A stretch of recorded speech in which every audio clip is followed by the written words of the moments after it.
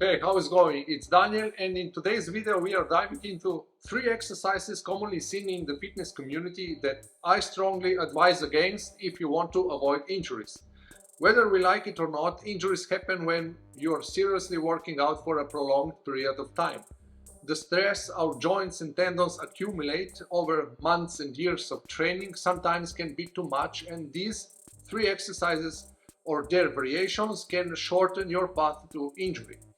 The first common exercise that I still see nowadays is the behind head lat pull down.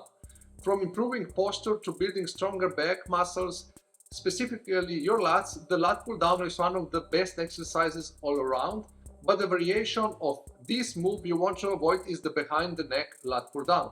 The behind the head lat pull down involves you moving your head forward to allow the bar to rest on your shoulders and on the base of your cervical spine. Because it puts you in a forward head posture while doing heavy pulling, it can cause tight neck muscles as well as injury. Besides placing your head extremely forward and flexing your cervical spine, it can also lead to injury of the rotator cuff, the shoulder muscles that surround the ball portion of the ball and socket shoulder joint. The behind the neck or behind the head lat pull down places more stress on your rotator cuff because the shoulder joint is forced to do horizontal abduction, raising your arms to sides, and external rotation, bending your arm to 90 degrees and moving it outward. These movements can be difficult for people who don't have adequate shoulder mobility and strength. Over time, doing this exercise in this compromising position can lead to shoulder pain and inflammation, making the muscles in your rotator cuff more susceptible to injury, such as tendonitis or worse, a tear.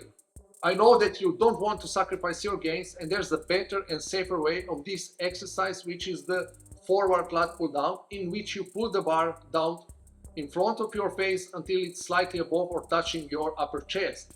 It's a much safer back exercise because it removes the stress on your shoulder joint and neck. The forward lat pull down not only protects your shoulder joint but also keeps your cervical spine in a more neutral position. This protects your neck from injuries and muscle strain. For most people, the forward lat pull down is a great exercise for strengthening and building your back. The second exercise on the list is the behind the neck shoulder press. A behind the neck press is an exercise that targets your shoulders. It's a variation of the shoulder press, also known as overhead press. It's also one of the most controversial exercises in the fitness industry because it can potentially place too much stress on your neck and shoulders, very similar to the behind the head lat pull down that we just discussed. While it's possible to safely do the exercise in some cases, it isn't for everyone. A behind the neck press does place a lot of stress on your rotator cuff muscles, which stabilize your shoulder joints. The position is also awkward, so if you have poor shoulder mobility or if your weight is too heavy, you could tear a shoulder muscle, and you don't want that. You can hurt your neck too. During the downward phase, the barbell could hit your neck in the back of your head. It also places strain on your neck muscles. If you are concerned about injuring yourself while doing a behind the neck press, several alternatives offer similar benefits with less risk. The following alternative exercises will target your shoulders without the extra risk. Still, if you have a history of shoulder problems, it's important to work with a personal trainer. They can suggest additional modifications to keep you safe.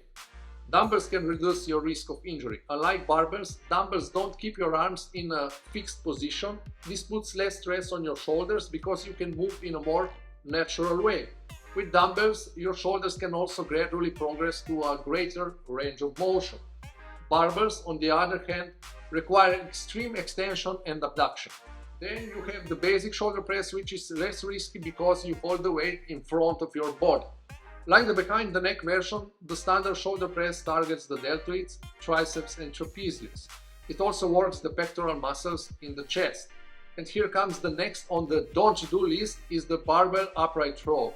When we look at the barbell upright row, most of us go back and think about the version that we all learned from Arnold and the classic bodybuilders. They grab the barbell with an overhand grip, generally using a shoulder to narrow grip, and they literally lifted heavier weights to the height of their ears. The first problem with the barbell upright rows is excessive internal rotation. Performing any type of movement with excessive loading and poor technique often spells disasters for joint and connective tissue health. In the upright row, this may be amplified due to the high amount of internal rotation. A lifter places its shoulder in when taking a grip on the bar, especially the more narrow the grip is. The second thing here is an elevation, which in combination with excessive internal rotation is a bad combo for your shoulders. There's a high risk of shoulder impingement. Every single rep of this exercise places your shoulder into an internally rotated angle with elevation, and this might sound or look familiar because it's an exact position that you would be in for a shoulder impingement test.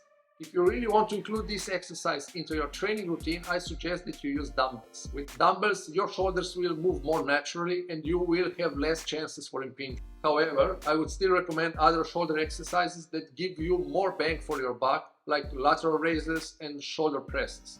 If you want to target your traps directly, add some dumbbell shrugs in the mix. So here you have the 3 exercise variations that I suggest you stay away from if you want to lift injury-free. Let me know in the comments if you're doing or you've done some of these exercises and how it's working for you. I know that I did all those variations in the past and I learned also from my mistakes. Thanks for sticking until the end of the video. Like and subscribe for more fitness and travel content, and because I appreciate your support. Until next time, take care of yourself.